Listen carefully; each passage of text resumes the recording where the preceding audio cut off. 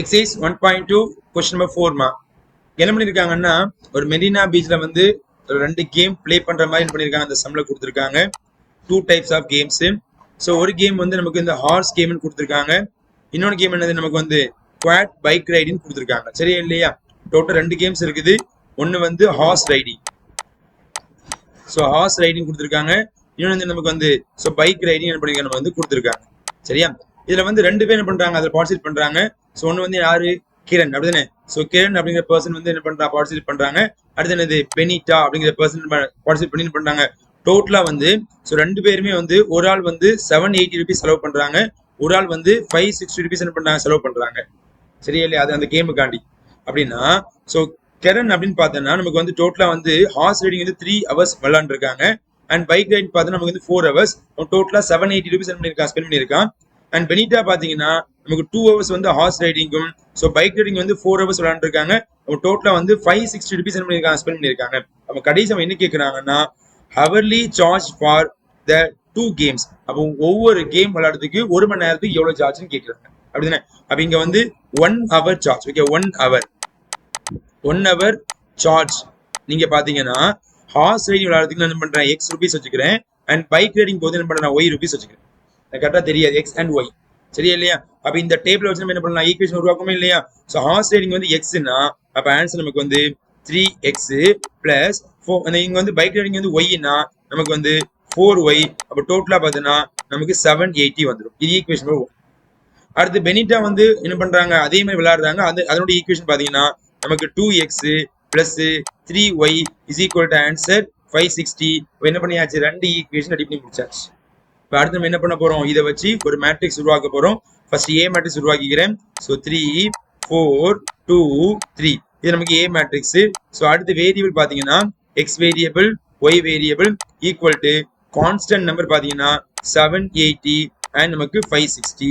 இப்போ என்ன பண்ணியாச்சு நமக்கு வந்து A X equal to be அப்படிங்கிற மேட்ரிக்ஸ் என்ன பண்ணி நம்ம வந்து ரெடி பண்ணி முடிச்சாச்சு. சரியா? இப்போ அடுத்து நம்ம என்ன பண்ணணும் இது வந்து determinant method is called as Cramer rule படி நம்ம என்ன போறோம் இந்த சம்ம சால்வ் பண்ண போறோம். அப்போ கிரேமர் ரூல் படி இந்த சம்ம நீங்க சால்வ் பண்ணீங்கன்னா நமக்கு டெல் எக்ஸ் டெல் ஒய் நமக்கு தேவை. ஃபர்ஸ்ட் நம்ம டெல் கண்டுபிடிக்கிறேன்.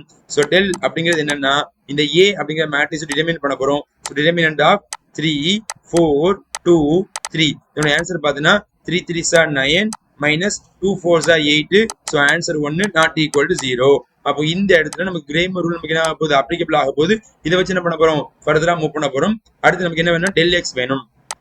So del x is equal to இந்த டிட்டர்மினன்ட்ல எக்ஸை மட்டும் தூக்கி என்ன பண்ணும் கான்ஸ்டன்ட் இன்சர்ட் பண்ண போறேன். அப்போ டிட்டர்மினன்ட் ஆஃப் 780 இங்க நமக்கு வந்து 560. ஸோ இந்த இடத்துல வரக்கூடிய ஒய்யோ டேம் வந்து பாத்தீங்கன்னா 4 3 வரும். சரியா?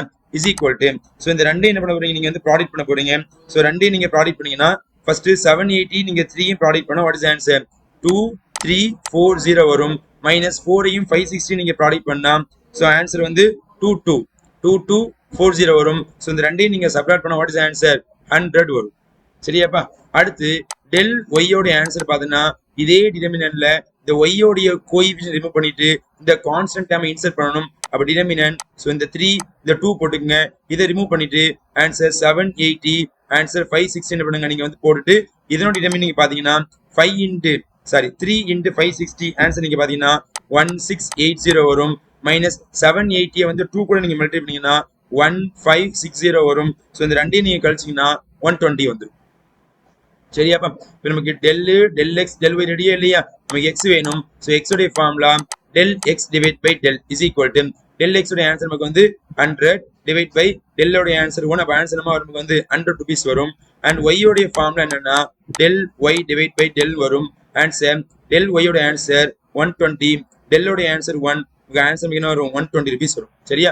அப்ப இந்த இடத்துல ஸோ பைக்கு அதாவது ஹார்ஸ் ரைடிங் பண்ணதுக்கு 1 ஹவர் சார்ஜஸ் பாத்தீங்கன்னா நமக்கு வந்து எவ்வளவு ருபீஸ் வருது 100 ருபீஸ் வருது. அண்ட் பைக் ரைடிங் வந்து 1 ஹவர் சார்ஜஸ் பாத்தீங்கன்னா என்ன வருது நமக்கு வந்து 120 ருபீஸ் வருது. அப்போ 1 ஹவர்